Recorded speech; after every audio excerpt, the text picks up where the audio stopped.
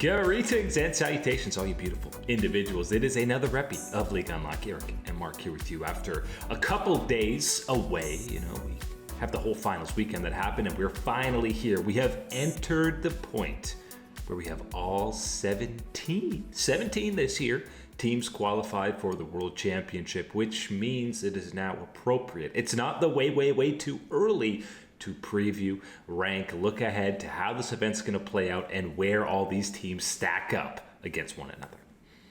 I think you can drop a couple of those ways. It's simply the early power ranking look ahead at the World Championship. What we will have, the 17 teams are locked in. That number will change, of course, as we know there is an important matchup between the LCK and the LPL to decide who is going to be truly that last attendee for the World Championship. But yes, we've got everybody lined up, stacked up once against each other, and now it is time to take a chance, take a look at where their stock is heading towards the all-important final tournament of the year. So we're going 17-1. Every squad that's going, we're going to rank them, and you know, we were accustomed to having that wild card region, kind of the final qualifier, be that last place on these rankings. But I'll tell you what, the wild card region, you could say, was CB Lull or LTA South. But when they put a smackdown on the second seed from the LTA North, 100 Thieves, I don't know what you want us to do. You lost the head-to-head. It's rare you have a head-to-head in a cross-region matchup. But 100T, you're coming in at 17. That's it. Yeah, I think it's one of the harsh realities you have to take away from a matchup like that, and just simply a scenario, right, as you lay it out, where it is, you've seen it. We have the results, you have the data to show it up. You can't argue. You can't just pull on the heartstrings and throw it up there and whatever. You have to take your spot, and that is 100 Thieves at the very bottom. I will say, at the very least, for North American fans, only room to go up from here, right?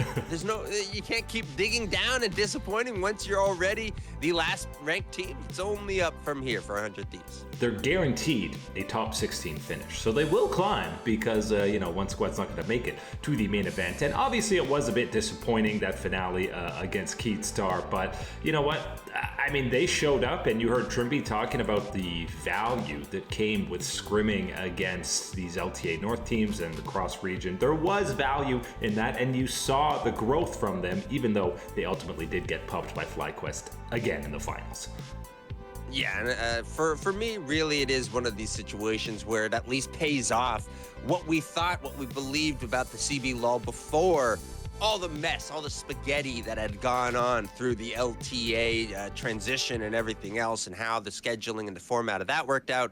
Yes, we do get that confirmation from Trimby talking about the value that you did get with some of this cross-conference play and being able to have, I think, an event like this, or have at least the culmination towards the end, where it is that extra tune-up, extra preparation and focus towards the World Championship. You saw how they were able to utilize that to level themselves up.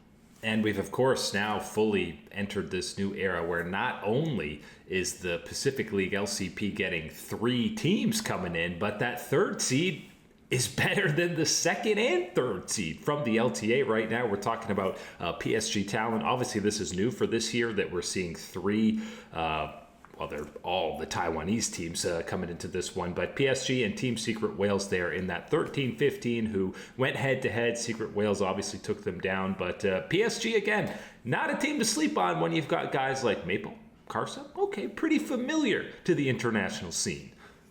Not a team to sleep on, but one of the ones that, from my understanding, from people very, in-depth and very close within the region, it's not exactly a mega threat unless the names show up. That's the real big difference for this PSG team, is overall what they have seen, especially where they stack up against what has been a rising region in the LCP, is that they are one of the teams that can hang, but they do need to make sure that they're getting the star moment, the star treatment from their players that do carry the name like we went over. I think that's going to be the biggest thing for them, is if they're able to show up and have these type of, again, historic moments where you're going back and saying, that's exactly what I know Maple for, these type of things. Then we're talking about PSG that's starting to put up, numbers in the W column. Otherwise, I think that this is still going to be one of those ones where it is an outside chance looking in. Yeah, maybe not looking at them taking down an LPL or LCK squad, but PSG or especially Secret Wales against an LEC or LTA squad, I'd still be not calling that a freebie matchup, especially when they're ranked ahead of these two bottom squads. Fnatic sandwiched in between there. A little surprised it's them and not Carmine Corp that we're talking about as that third seed from the LEC. And let's face it, it was a little bit of a disappointing end after that big win against KC. They fell off pretty quickly against Koi. It's so disappointing because, well, I think, frankly, I think Oscarant played the game or series of his life the day before, only to revert back to the pumpkin type of form of Oscarant that we have seen in that top lane for Fnatic for quite some time now. A little bit of a disappointment, but that is contrasted for me at the very least with what we have continued to see from Poby in the mid lane as far as his development, his comfort factor for Fnatic and what he is able to input for them. I think the capabilities and creativity of Razork has something that has started to shine a little bit more for this team as well. And still, some of the classic carry performances from Upset in the bottom lane. That's what I'm going for with Fnatic. I'm choosing to be optimistic about their chances this time at Worlds. I think we do need that T1 Fnatic showdown to get Faker versus Poby. He talked about it. He's seen the memes. He's got a good attitude towards it. I want to see it for the showdown. Yeah, the script writers are going to make sure there's a Fnatic T1 matchup at some point in this Switch stage, assuming T1 gets to that Swiss stage, because we do have IG here in the 12th spot, and thankfully for them, we at least saw some signs of life, that they are still functioning. It was maybe heavily the life form signs coming from Gala in the bot lane, but they at least showed up and had some good performances against Gen.G. The problem is, it was against Gen.G. Was it enough to wipe away Lulu mid from your mind so soon?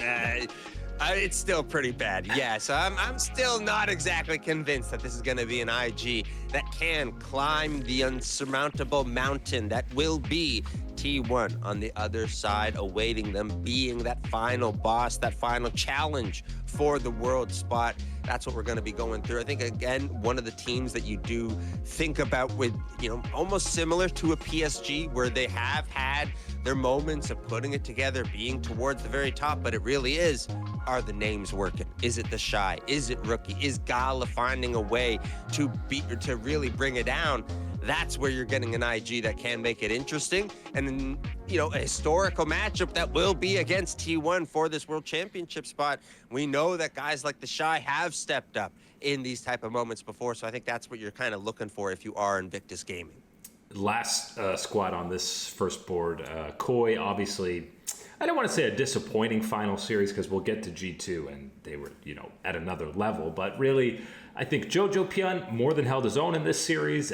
Alvaro was also really good in the set, but really, I think it was Supa and Elyoya had disappointing finals performances. But we have seen both of them play at a high level, so I'm not too worried about Koi.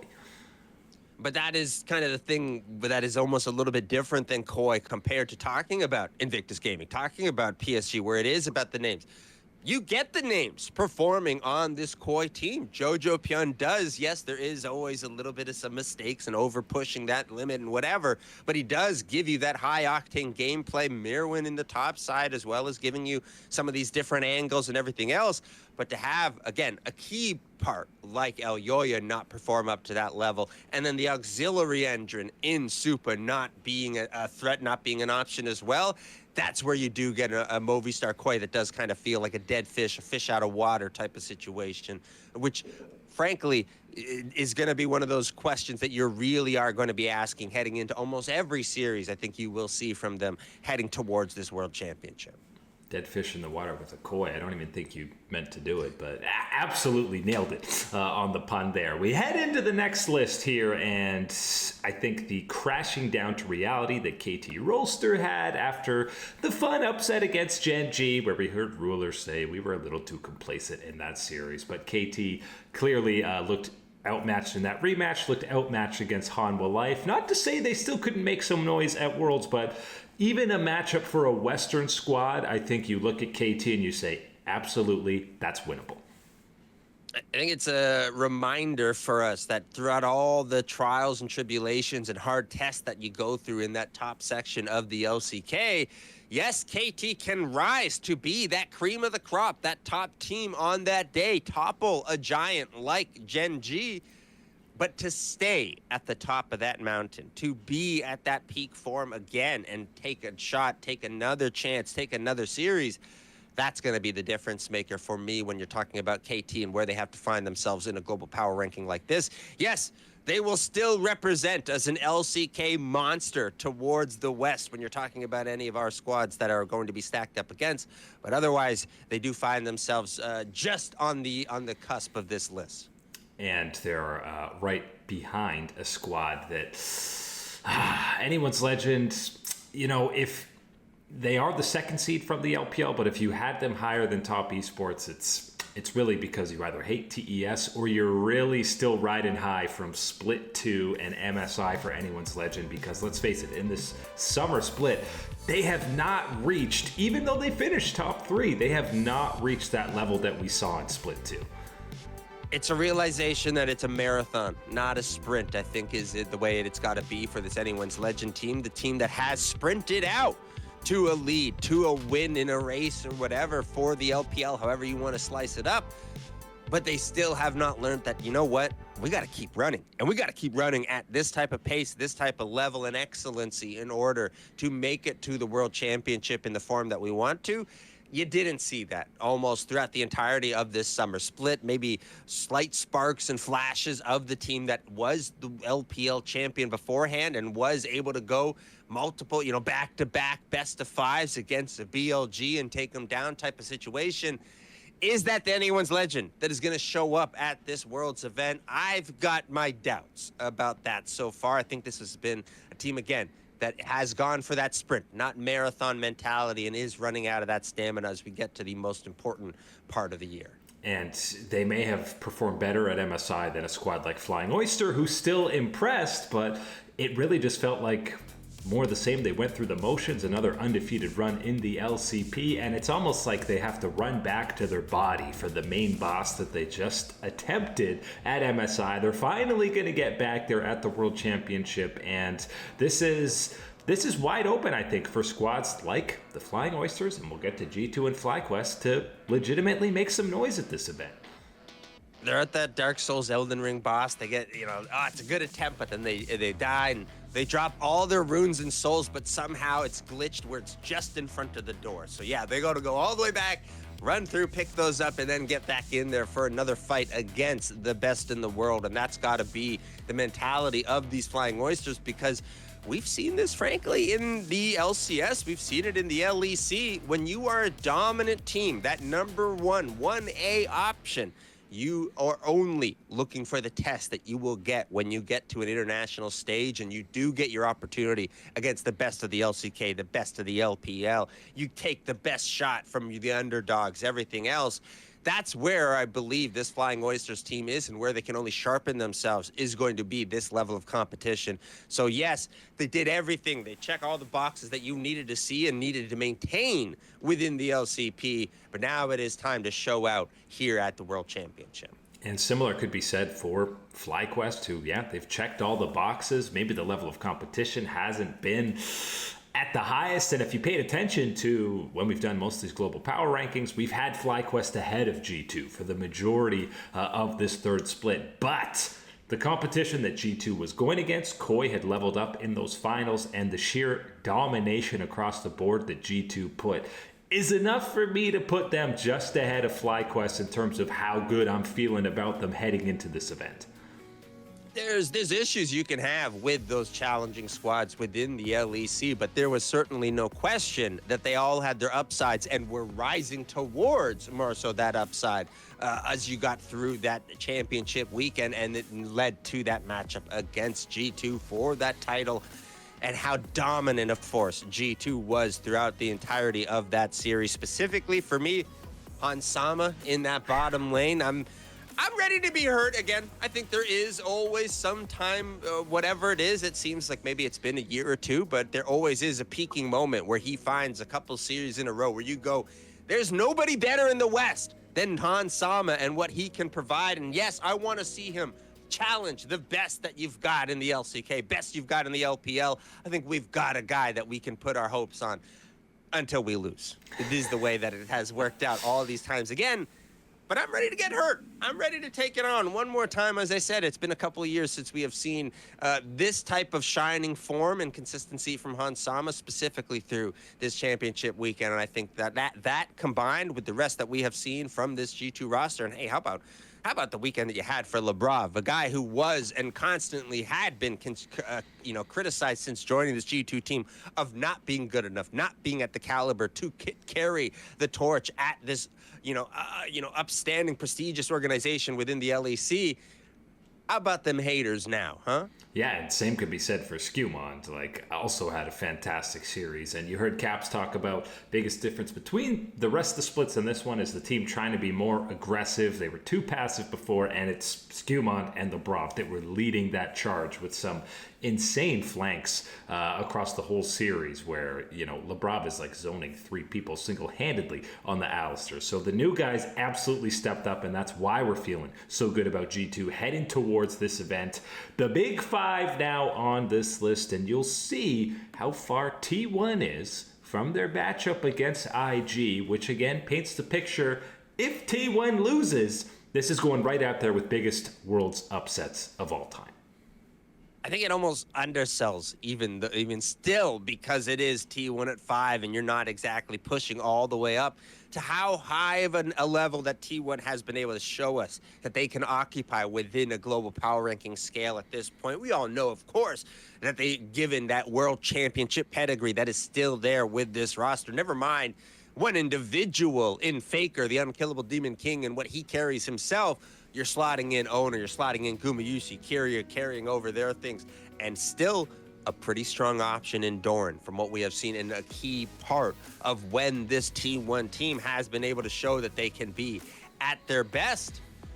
Have they been at their very best in this last stretch? No, I don't think that is going to be the answer that you're going to come up with, but still, have they been good enough where they should be that favored option? That should be, if you take care of business, you are pushing and punching that ticket twice to go to the World Championship? Yes, but there is that outside chance. There are, again, enough firepower within the names on Invictus Gaming that this is not big enough of a gap between these two squads. And there was a pretty sizable gap between IG and Top Esports when they met up for that 3rd seed showdown. And you see BLG and TES back-to-back in that 3-4 spot coming in here. And I think people are not giving credit with how close this final series and really both series between these two matching up was. And listen, if Knight doesn't have a 13 out of 10 performance on the Akali and across this whole series, well, TES are probably winning this set. I think the biggest thing here is it's almost going to be like both Top Esports and BLG are attached at the hip as far as what their performance and how it's going to affect one or the other within the LPL. Because again, Top Esports needs to have an impressive international performance here. They cannot show up and not show the teeth that the region needs to show for being where you are and where your ranking dictates that you're at. And for a BLG squad, this is going again to be one of those answers where if you are not at that level that we have seen throughout this championship run, if you are the BLG that we saw at MSI, that is going to be a big time tank, big time hit as far as that performance, as far as expectations go. Now, can you believe in it? Yes, I think you can believe in this BLG team. I think there still is a little bit of funky mojo and whatever's going on in the jungle for who is slotting in. We did talk a little bit about before our break that I like maybe going back to the old path that we've lost before of having that jungler be that guy that is observing, stepping in with more of an advantage informationally for the rest of the series type of situation. But for me, it is going to be, can Knight step up? Can he be that demon? And he was that demon throughout these LPL playoffs. Especially, when you are looking at some of these other mid laners near the top of the table that you're going to be needing to match up against. But TES, quarterfinals is bare minimum, but you can't, if they get to quarterfinals and then get 0-3 by an LCK team, that's a disappointment for the tournament as a whole. And is it, partly unfair because it is carrying over all those things from before? And even if you are the one that was to blame for before too type of situation, I think it is a little bit, but it's still going to be one of these ones where add it to the list of unfair things or unexpected things that you do have to go through if you want to be a champion at the end of the day. And you better believe that this top esports team has that hunger to be that champion. Problem for them is there's probably a decent chance they're matching up against a squad like Hanwha or Gen.G in maybe those quarterfinals, where they just might get 3-0'd. I know people are maybe, oh my god, Zeus is getting caught out, Zeka was invisible in this series, Hanwha Life had no chance, but this was a competitive series and more importantly, a high caliber of gameplay series. They were, a few insane ruler objective secures with the Xayah away from this going to a game 5. And I think, to be honest, what I saw with that Hanwha Life team was maybe a little bit of getting caught up in the moment, right? Knowing that this was Peanut's final series in the LCK and kind of, again, what a role player he has been with this team and with, how his personality is. I'm not shocked to see that. I think that would be part of what kind of changed some of that motivation and put you on that edge type of situation. Having a little bit of time away from that and kind of reset yourselves as a Hanwha Life, look back on the year where you had been at your strongest, where you had been at your weakest, and where you had disappointed, all sorts of things like that. And taking the good with the bad, I see enough of that good greatness that it is a Hanwha Life that deserves a second spot here. I can understand maybe you want to play more so into BLG's hotness or top esports redemption. Or frankly, maybe you're just too much of a T1 fan and you want to throw them up here too. I'll let those all slide. But for me, I'll take Zeus, I'll take Zeka in this squad heading towards the World Championship in their spot tucked up nicely behind those LCK champions, those Giga monsters at the very tippity top of this wall and mountain of Gen.G. And we'll dive much deeper into Gen.G as a whole, previewing for this event. But I'm scared for them because this is it. This is the roster. If they cannot win a world championship, there's going to be a lot of memes and a lot of grief coming their way. But right now, there are no question the favorites heading into this year's world championship. But that is it today for Liga Unlocked. Eric and Mark here with you, absolute beauties. Thank you so much for hanging out. As always,